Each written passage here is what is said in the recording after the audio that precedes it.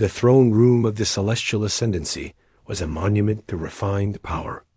Its walls were iridescent mother of pearl, and the air carried the subtle, expensive fragrance of twilight blossoms from the homeworld.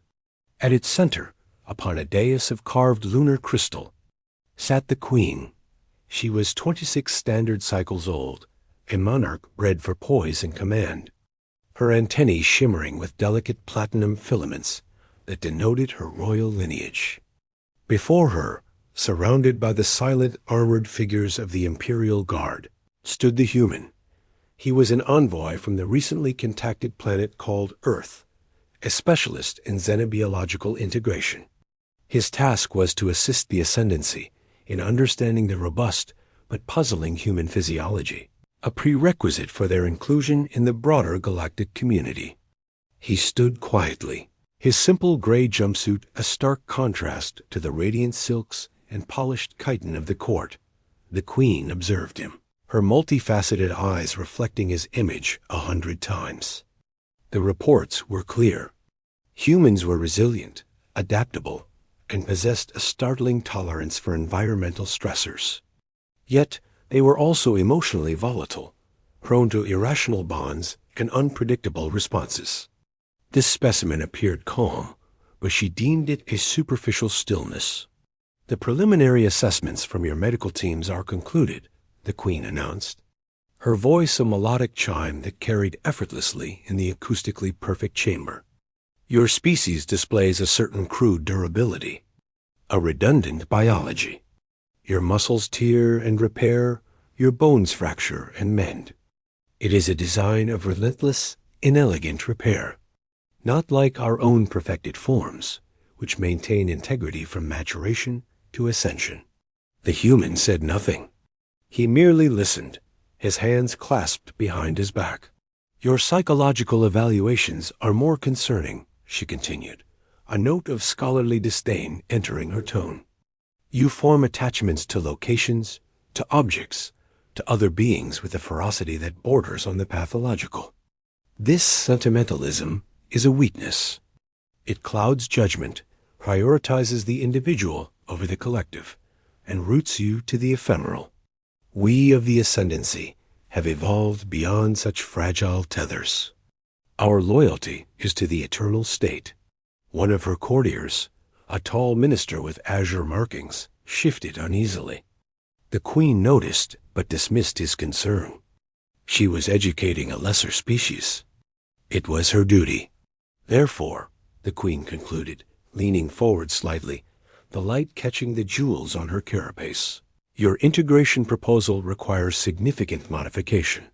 We cannot have human sentiment disrupting our social harmony. Your people will be assigned to designated sectors. Interaction with my citizens will be limited to functional necessity.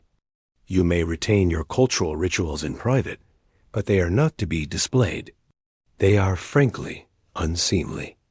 A reminder of a more primitive galactic age we have outgrown." She waited for the expected response.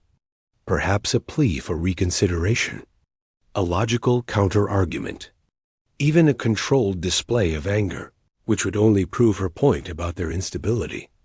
The human did none of these things. He looked at her. It was not a look of anger, nor of submission, nor of fear. It was a look of profound, absolute re-evaluation. His eyes, a simple brown, seemed to take in the dazzling throne, the majestic queen, the opulent room, and place a final internal value upon it all. A value that was found wanting. Then he turned. It was a simple, clean movement. He pivoted on his heel, his gray boots making no sound on the polished floor. He began to walk away from the dais, towards the immense, arched doors of the throne room. A ripple of utter shock moved through the court. No one turned their back on the queen. No one departed without express permission. Such a thing was not just insulting. It was conceptually impossible within the framework of the Ascendancy. The queen's antennae stiffened. "You will halt," she commanded, her chime now edged with frost. The human did not halt. He continued walking, his pace steady, unhurried. The guards at the doors shifted, their grip tightening on their energy lances. But they were trained to respond to threat, and this was merely a man walking. They looked to the Queen, confused. "Human envoy." The Queen's voice rose, losing some of its melody. "You are dismissed only when I declare it. To leave is a grave insult." He reached the doors. The towering guards, unsure, moved to block his path. The human stopped, looked at each guard in turn with that same calm, measuring gaze, and then simply waited. The silence stretched, becoming thicker than the palace perfumes. The unspoken question hung in the air. Would they physically restrain a diplomatic envoy for the crime of walking away? A flick of the Queen's wrist, sharp and irritated. The guards stepped back. The doors hissed open. The human walked through them, and they closed behind him with a definitive thud. The throne room was tomb-quiet. The Queen sat perfectly still, her mind racing. The insult was public, profound, and worse, it was passive. He had not shouted. He had not protested. He had simply removed his presence, as if her words, her throne, her very self, were not worth the energy of a reply. The heat of humiliation began to seep through her carapace. She had expected many outcomes. This void of a response was not among them. On his ship, a modest courier vessel docked in the royal port, the human sent a tight-beam communication to Earth Central. It contained only the raw audio-visual record of the audience, with no commentary. Then, he initiated pre-flight sequences. On Earth, the recording was reviewed. Analysts listened to the Queen's words, watched the human's departure. The decision, when it came, was swift and unanimous. There would be no formal rupture, no declaration of war. Instead, a single sentence was transmitted to the celestial ascendancy. The terms are unacceptable. Diplomatic relations are hereby suspended indefinitely. Human space is henceforth closed. The Queen received the missive with disbelief. Closed? They were closing their borders? Over a perceived slight? It was an overreaction, a validation of their emotional primitivism. She expected them to come crawling back. The galaxy needed the ascendancy.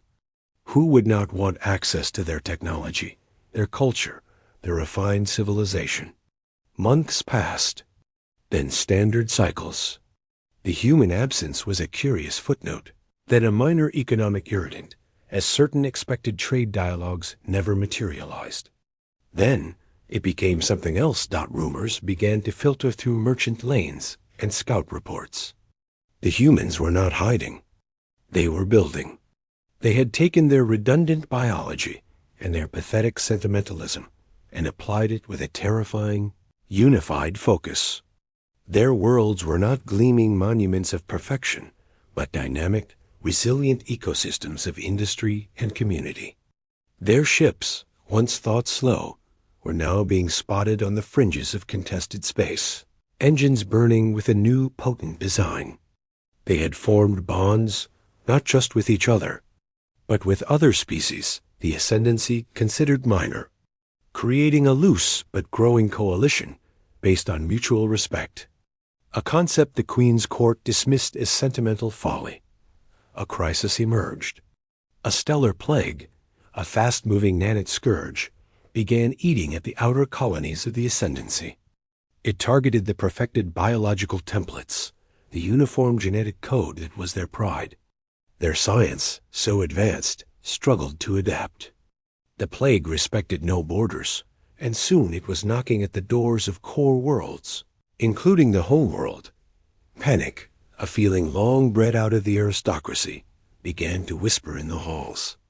The royal physicists were exhausted. Every solution was too slow, too specific. The plague evolved faster than their countermeasures.